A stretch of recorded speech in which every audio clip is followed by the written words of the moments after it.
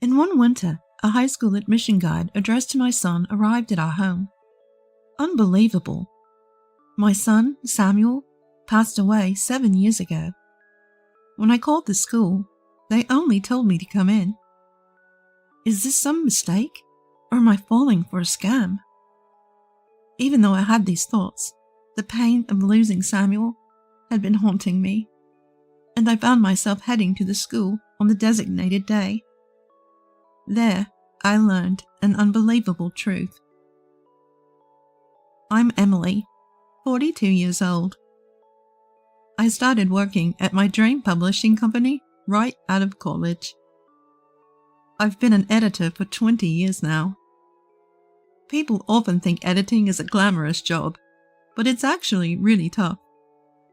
2 years ago, I became the editor-in-chief of a popular women's magazine.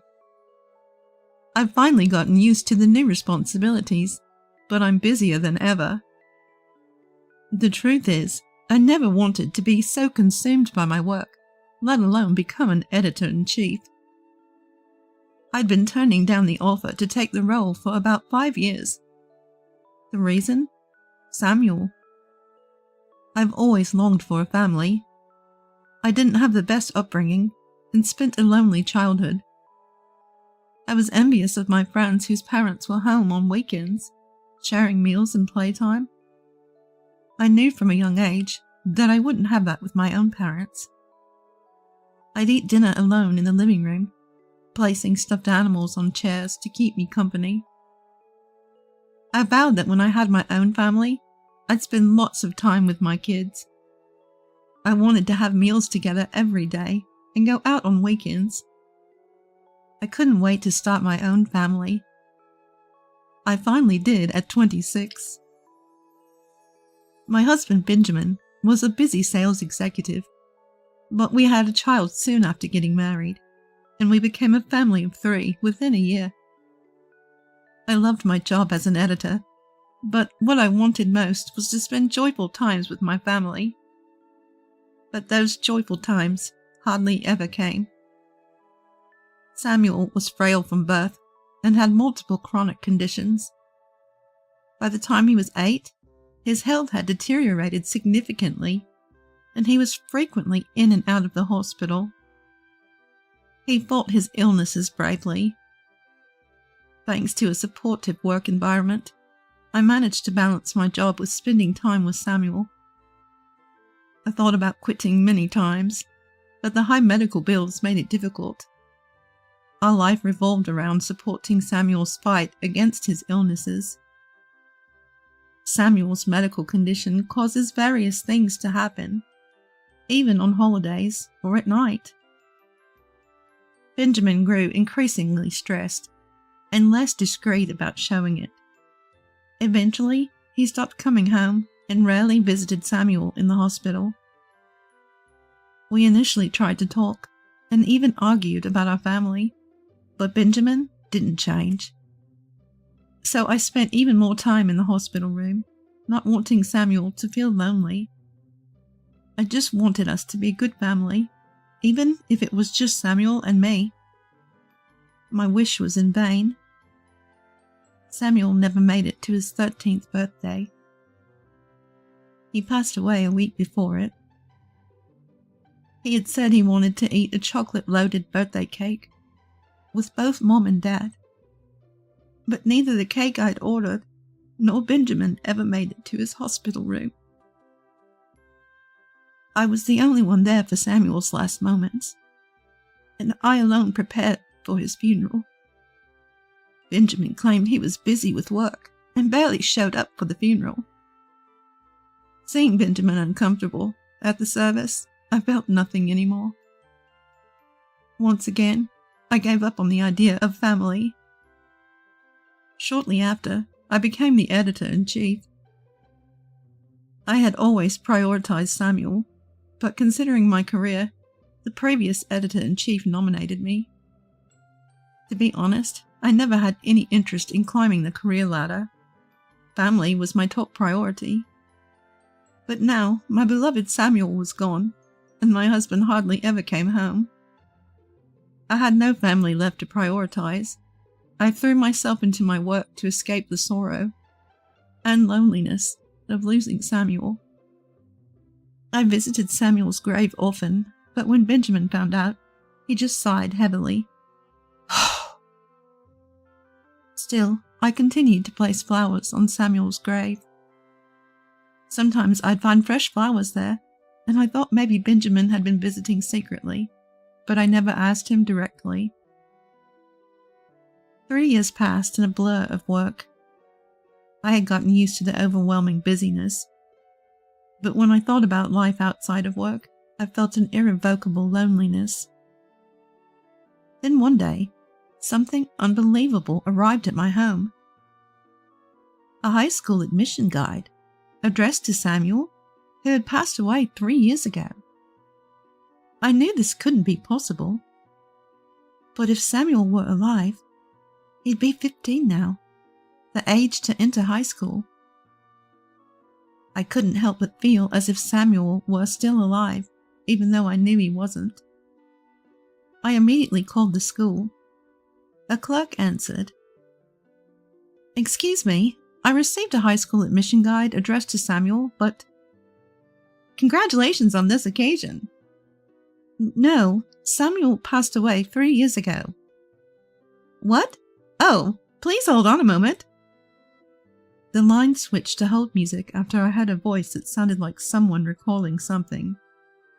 After a while, a different woman, who said she was a teacher at the school, came on the line.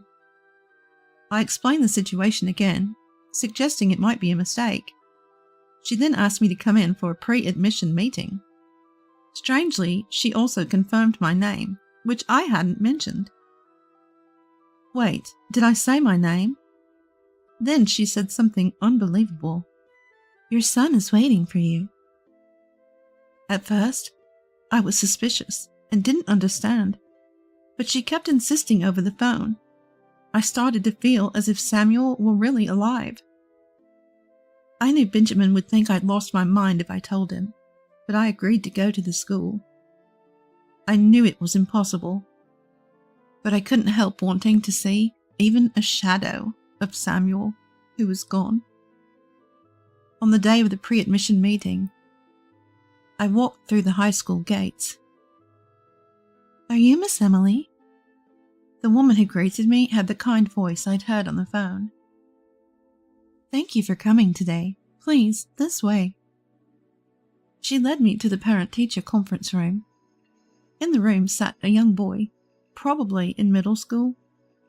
His profile before he turned to face me eerily resembled Samuel, and it took me aback.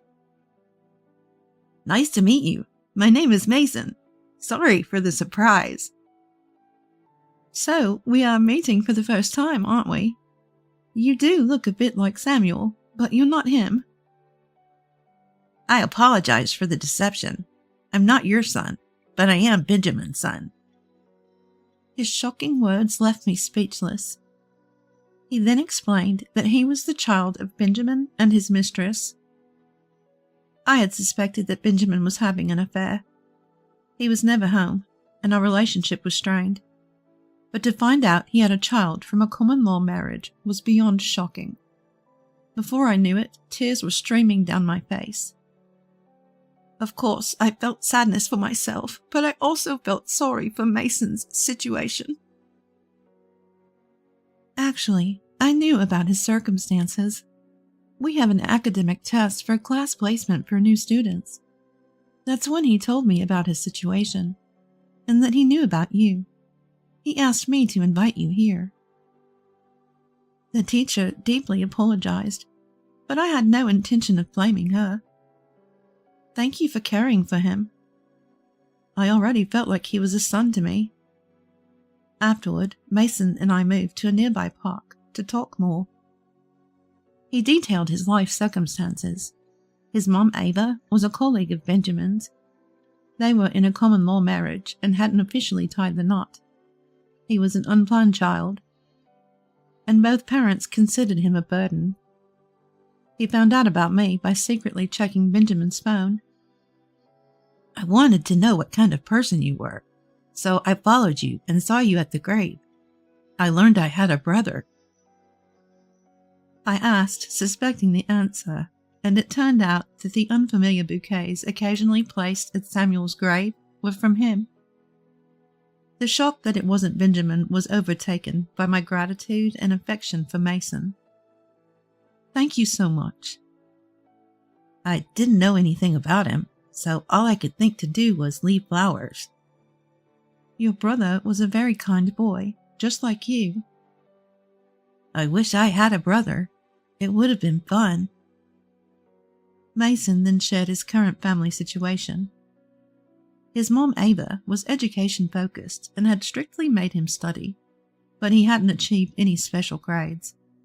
Since then, he felt mostly neglected. Neither his dad nor mom ever attended school events, and there was hardly any conversation at home. Even meals were not prepared for him. It was clear he was starved for parental love. Yet Mason seemed to me like a straight arrow, kind young man despite it all. I can't ask you to be my mom, but I'd like you to attend the orientation for incoming students in place of my mom. I'll, of course, thank you for it. And if you want to get back at Dad and Mom, I'll help.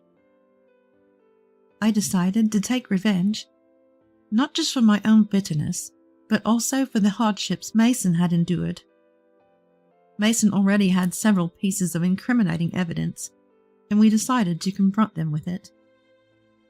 I waited at the house where Mason lived, timed to their return from a trip. Both Benjamin and Ava were visibly shocked when they saw me. I slammed down the evidence Mason had given me and calmly demanded a divorce and compensation. In a panic, Benjamin pleaded, I have no intention of marrying her. I don't need an underachiever like him either, so drop the divorce and the compensation claim. My anger exploded when Mason was called an underachiever, and before I knew it, I was pounding the table. I don't need a person who neglects their own child.